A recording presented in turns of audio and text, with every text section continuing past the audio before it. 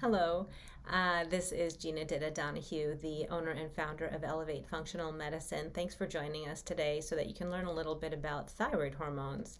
So, the way that I like to describe thyroid hormones is that your pituitary gland sends out a hormone called thyroid stimulating hormone, and that is what stimulates your thyroid to make T4.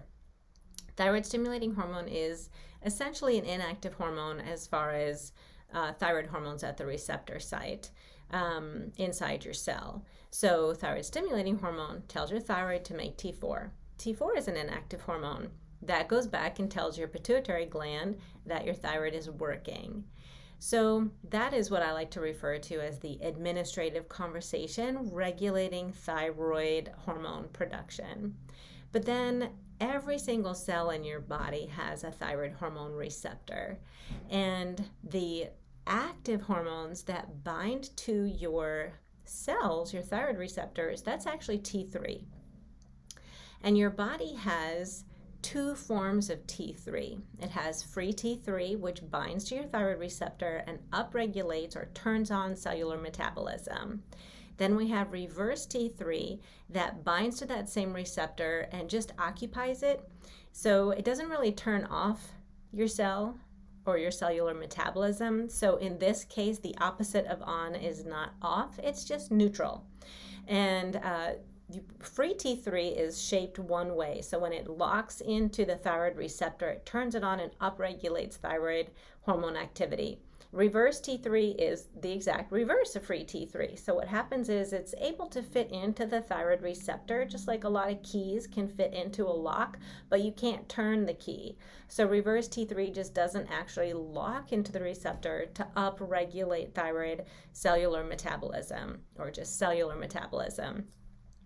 The reason that this is so important is because the administrative conversation between your pituitary gland and your thyroid, they may be having a great conversation. They understand each other, there's no complaints going on, the thyroid is chugging along making T4.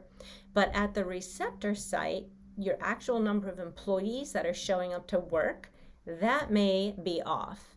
Okay, so I really like to talk about the number of employees that are showing up to work versus the conversation between the administrators. So you can have really low conversion of T4 to T3, and that can make you feel like you have hypothyroidism, even though your TSH and free T4 are fine. So the things that can affect T4 conversion into T3 are micronutrient deficiencies. So the enzyme that's responsible for that conversion is actually made out of selenium. So if you don't have enough selenium, you're not making enough enzyme in order to make that conversion happen. Then we know that stress can impact the conversion of T4 to T3. So remember, cellular metabolism, how fast your cells are making energy. So if your body is under a lot of stress, if you're not eating enough calories, if you're eating high calorie, low nutrient food, your body's going to think it's under stress because it's actually not getting the fuelings that it needs in order to perform its work. When your body is feeling that it's under stress, its automatic default is going to slow metabolism. So that means we want to slow down your cellular energy production, slow down your organ function, and just kind of keep things at a neutral state because your body doesn't know what's going on. So it's kind of a defense mechanism. So when we sit down to try and understand thyroid hormone balance, we have to really take a look at the whole body, understand what kind of stress are you under, what kind of diet are you eating, what are your genetics. There are some genetics that can actually impact the conversion rate of T4 to T3.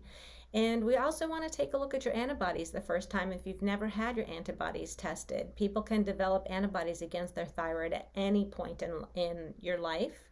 And so getting a baseline of where your antibodies are at is also really important, just to understand what is the environment in your body that your thyroid is functioning in, because that lets us know how your thyroid is able to do its job, how it's able to regulate, whether or not it thinks it's doing a good job, how your pituitary gland thinks your thyroid is doing.